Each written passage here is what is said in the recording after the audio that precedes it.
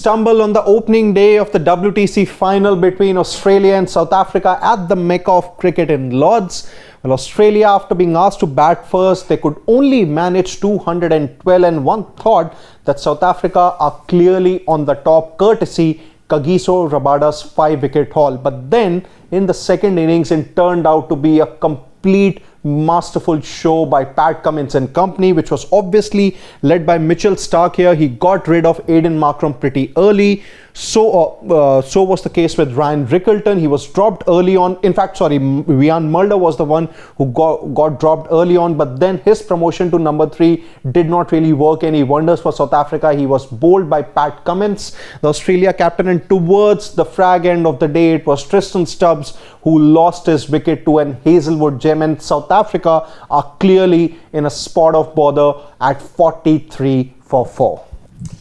You know, at the halfway stage, Gulati, you and I were talking which would be the happier team, and I think we were both on the same page that if in a World Test Championship final you win the toss, you pin the opposition down at lunch to 4 wickets, then of course you concede some runs, and after that you go ahead and get them out cheaply inside the first day for 212 odd. You feel that you've done a very good job.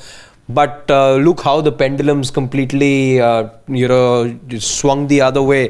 43 for 4 and still trailing by 169 runs. South Africa would feel that they've let themselves down, because especially the batters, the bowlers. I don't think the bowlers could have done anything more. Yes, you could argue perhaps that did they not put enough pressure on that little partnership that we saw when Bow Webster was there, and so was Steve Smith. But otherwise, if you feel 212, that's no pressure on the batters. And today I felt that the application was missing from the South African batters, and we can go ahead and talk about them one by one. Look at the openers. Aiden Markram, as one of the senior players in the side, was expected to have shown greater resolve, but that incoming delivery from mid-Starc, and you knew Starc was going always for that incoming delivery, be it to the right-hander or to the left-hander in Rickleton. He was constantly trying to get the ball into the right-hander and take it away from the left-hander, and it worked both times for mid-Starc. So you needed some more application. Okay, after these two guys were gone, you thought that in Bavuma and the others to follow, that they'll show some grit out there, but I felt there was just not good batting from both sides. I would say Steve Smith, the standout batter, if you ask me, from what we've seen so far, has been 16 batters we've seen, 17 in fact. Yeah.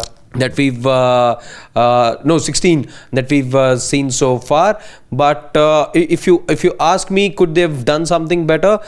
I'll say that, it's the short selection that has left them down. Yes, it was really windy, extremely windy even towards the end of the day, but a little more application, barring I think the wicket of Tristan Stubbs. I felt the others could have done better. That was an absolute jaffa from Josh Hazelwood. Yeah, I think a couple of things here. First of all, not really, going to, punish the likes of Markram and Rickleton with my words here. I feel that I think it was some tidy bowling by Australia. They did not give away any room whatsoever. I think they were very right on the money from the word go, whether it was about having those full-length delivery, swinging in or swinging out.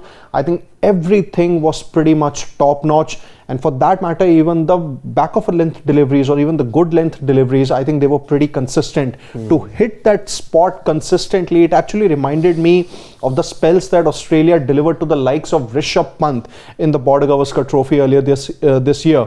They were very spot on with their lengths, and so was the case this time around. And I think they really had to be a little more, case of bending their backs, because they know that they don't really have a big of a total on the board.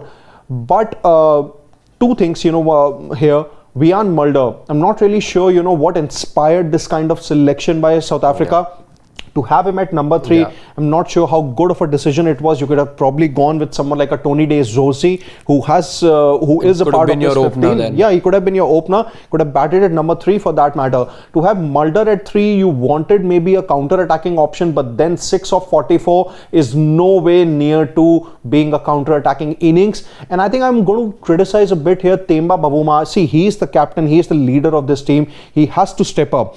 When you know that you are actually going into a shell after losing those wickets early on, you needed a counter-attacking innings to make sure that Australian bowlers would have tried something different, and that was not really to be the case. Even if Australian bowlers were consistently pitching in that good length area, you needed someone to play that counter-attacking innings. You needed someone to take those risks or play that high-risk shots. That wasn't really to be seen by South Africa, and I think that's where I think Temba Bavuma has to be held accountable. 43 for 4 after 22 overs. You're not even scoring at almost 2 runs an over here. I think this is where South Africa have made a mistake, and it has clearly pushed them on the back foot, because the point is that on day 2 and day 3, there's still some weather around. There's absolutely around 60% chance of rain in the London region. So the point is that in those cloudy conditions, you would have actually wanted a scoreline of about say 90 for 3 or maybe 100 for 3 after stumps, but that's not really to be the case, because now Australian bowlers in those cloudy conditions, they'll more than likely make merry. The one thing I was really fascinated to see, especially in the last 45-50 minutes of play, which is where you saw bulk of those South African wickets fall as well, that it had become pretty bright in London, and even then, so it was bright, it was windy, and the ball was moving. Now, going by convention, the moment, and we see those images right now as well, as Matthew Hayden soaking in the sun and speaking with the broadcaster. Now, on most days we are told, and we've seen that the moment the sun comes out, these are ideal batting conditions. But coupled with the wind today, it turned out to be a threatening recipe and a recipe of disaster from a South African perspective, because they were just not able to deal with the sun coming out, the breeze continuing to blow, and right towards the end we saw the bail fall off, as well as Pat Cummins was steaming in that final over of play. So the conditions, even though we were looking at the second half of the day, in fact we were looking at just the close of play, the sun had come out, but I think the breeze really made the ball swing and made life difficult for the South African batters, besides of course some poor shot selection, as I felt. Yeah, absolutely. Now I think let's just talk a bit about Australia's bowling. We've already said that they were right on the mark. Mitchell Starc, Hazelwood, for that matter, some can probably question his decision, to be selected ahead of Scott Boland. We've done nothing wrong to be kept out. But Hazelwood, being Hazelwood, I think is once again, proved to be a match winner with that, wicket of Stubbs. He can probably produce that magical ball. And now Pat Cummins, I think Australian attack once again making the difference. Absolutely. The one difference that I feel, Gulati, when you look at the Australian batting and the South African batting, look at Steve Smith. Yes, he did enough to be, he showed enough resilience to stick around for a long time, but what he was doing consistently, and that reflects in the way that his inning progressed as well. He wasn't as slow as off the blocks as a Temba Bavuma is right now. He may well go ahead and score a 50, but if I'm not wrong, some 70-80 balls, that's all that Steve Smith took to get to his 50. And what I'm trying to say over here is, so he was constantly getting the runs, he was constantly keeping the scoreboard ticking, and how he was going about this was by punishing the odd ball. The odd ball that was pitched wide was always met with the kind of treatment that it should have been met with. And I think because there were about 6 to 7 balls that were pitched to him outside the off stump, way outside, in fact, there was decent enough width for him to either slash it, play it through the point or between point and gully. You played over the man at point on a couple of occasions as well, played in the cover region. So every time the ball was bowled wide to him, Steve Smith held his shape and he took his moments. He chose his moments where he wanted to attack, and that's what I thought was missing from the South African bowling in terms of discipline. While Australia, on the other hand, in this display that we saw from him, from them right towards the end in the last 1 hour, very disciplined, always bowling in the channel of uncertainty, making the batters think and not giving enough looseners. A couple of times I felt there were those balls that slid down the leg side, and even those were probably just they hit the pad, and there wasn't enough connection between bat and ball for them to be punished as well. But otherwise, I think that's been the difference. It's been very disciplined bowling from Australia, as you also pointed out. Yeah, absolutely. And I think you mentioned about Steve Smith, anything outside off region, and he literally dispatched it.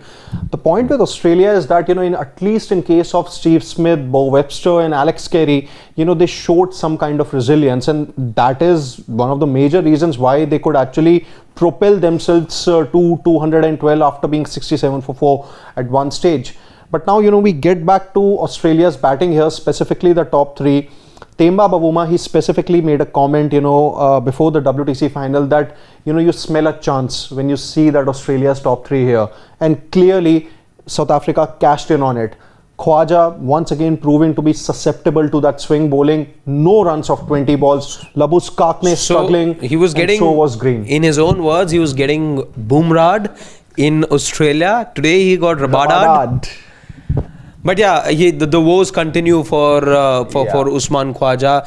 Again, he's sort of giving you indications like Virat Kohli was struggling, and the dismissals looked very similar just outside the off stump on that fourth stump line, anything around that region. He looked tentative today. Imagine 20 balls that he faced today, doesn't get a single run and has to go back to the pavilion without disturbing the scorers. And clearly, despite him not being one of those players who plays across formats, in this couple of months where you had other players, let's say somebody like a Hazelwood or a Stark or a Cummins, all these guys ahead, these guys are all playing the IPL. There's not much improvement that a Khwaja has unfortunately been able to. I think there were others who were, I'm not sure if he was actively playing the Sheffield Shield. A couple of the other Australian players were, but clearly it's an area that continues to trouble him. This is where a question comes that, see, Cameron Green, he returned from a threatening back injury. He did well in the county circuit in whatever chances he got. But do you think Australia missed a trick by not having Josh Inglis in their playing 11? See, let's go back to the Australia's most recent test series before the WTC final, Sri Lanka, and he scored 100 there, Josh Inglis. Could he have made a difference by batting at the top? We didn't see him in the India series, did we? No. So I think what's happened over here is you've gone with a team that has played together more often, and the one clear thing from the team management was that they will find a way of playing a Cameron Green, and that's what they've done. So with regards to their playing 11, I wasn't really surprised with what I saw. In fact, the playing 11 had come in yesterday. I still feel this is a very good squad, and it's just that the batters, especially the top three, didn't really come to the party today, and that's something that they would want to make amends come the second innings. But otherwise, what could have been a huge opportunity for South Africa, I think they've let it go. They've still got 6 wickets to turn the tide, but at the moment, the happier side, end of day one, with 2 sessions out of the 3 belonging to them, I'd say it's Australia. The second session, when they scored more than 100 runs, about 120, losing just 1 wicket, that's the time we saw that partnership between Steve Smith and Bo Webster. That one, and of course the last session also has to go to the Australian side. Yeah. Personally, I would have had Josh Inglis open with Khwaja, have Manus at 3. See, any which ways he's not scoring runs. But how do you adjust Green? That's the point. I would not have had Green, in my 11. That's the point. See, I can understand. Or what they were doing, if I'm not wrong, correct me there, in the Sri Lanka series, I think it was Head who stepped in as the opener, because and I think it was Constas and Head who were opening at that time. It was Khwaja and Head. Khwaja and Head only. I think in case of Josh Inglis, the point is that... And Labuschagne was batting number 3. Yeah, you're actually looking at Josh Inglis as a middle order batter only, and this time around it's completely stacked. So maybe I think he'll have to wait for his chance. So that's thing. But one final thing, Kagiso Rabada, he had a point to prove after being after having that suspension because of a banned substance, and he did exactly that with a 5-wicket haul. With a 5-wicket haul. He was good, until he'd gone on that break as well. For Gujarat Titans, he was looking extremely good. Then of course he served that 1 month bat in the month of April, and yes, if he had a point to prove, he's totally done that today. He looked very good. He was very disciplined, was hitting the right areas, and was barely giving an inch to the Australian batters. So all in all, he'll be extremely happy with his performance, and he'd have to now do the same in the second innings as well.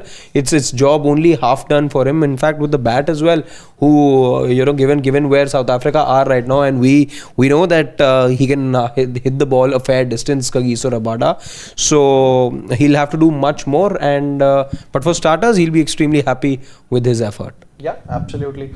Let's take a couple of quick comments here before we get to our final predictions. For day 2, Pawan Hola is saying blunder by South Africa in the playing 11 by having a half-fit Ngidi in place of Dane Patterson, something that I mentioned in the Q&A session that we had. I think Bavuma addressed that question in the it's more of a tactical move. Move, and they wanted to play Mulder to give them more batting. I think this is what he said, but I don't know how much batting you get from a half-fit Ngidi, and Patterson was looking absolutely on fire in the lead up to the series. So I agree, Pawan. In fact, we had done the preview yesterday, and that's where I said Patterson had to be one of your key men, but they've gone ahead and not chosen him. Yeah, he helped Australia score freely in the second session, and that turned out to be a difference. Australia lost just 1 wicket in the second session. Yeah.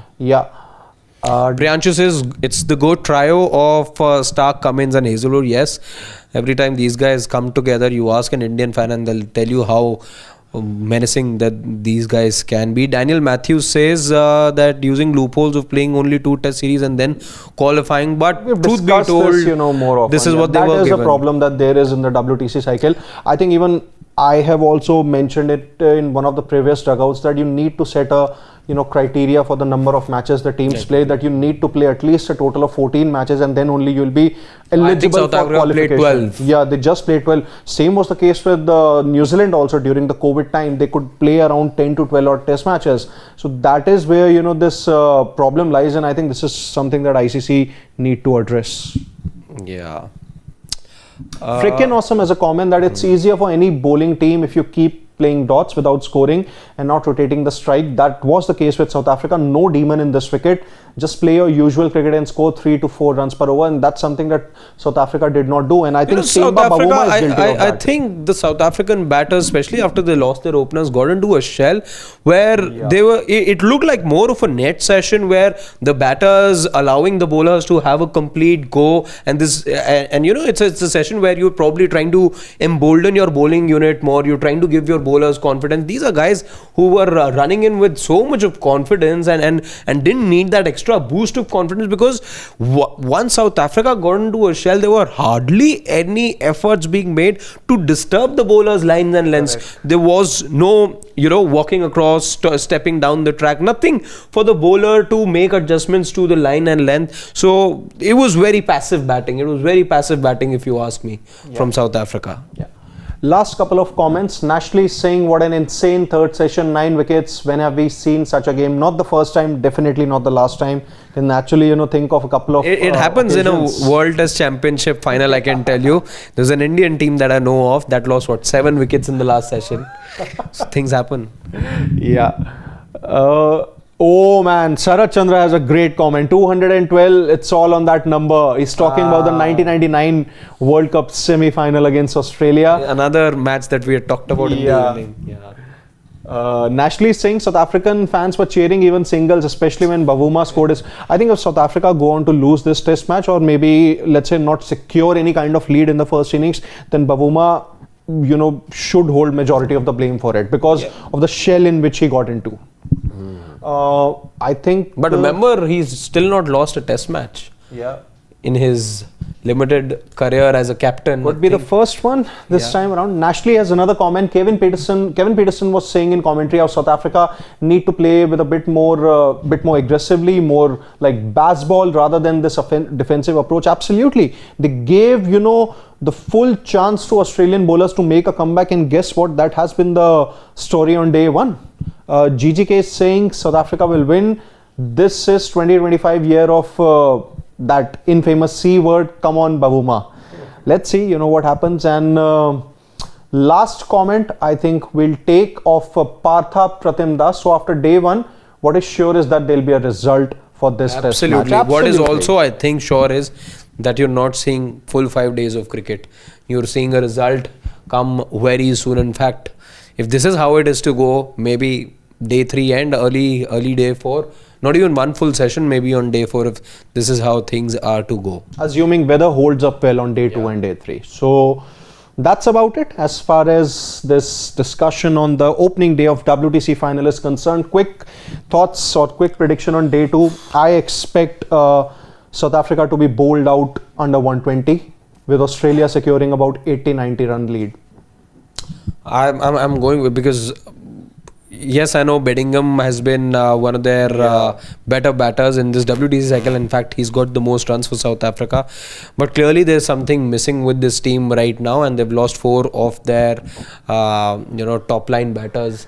I see them folding for just about 115 odd. I don't think they're adding too many runs, and it's going to be a very healthy lead for Australia. Yeah. So let's see how the day 2 pans out. As would be the case that we would be live at the end of day 2, whatever happens. So stay tuned to Sports Today as we'll bring you all the latest updates and analysis from the sporting world, and obviously anything and everything about WTC final. So until then, on behalf of my esteemed colleague Harshit and our producer Shivam. Why do you say that with sarcasm? No, never. It's Siddharth saying goodbye. It comes from here, right? Yeah. It comes from here, right? Maybe. Or should I say like Dhoni? Definitely not. We'll carry on with our banter here. But at the moment, it's Nandri from the two of us and Shivam, who's joining us from behind the camera. Good night. Take care. Shubh Ratri. Shab Bakhair. Eat your vegetables and don't trouble your mother.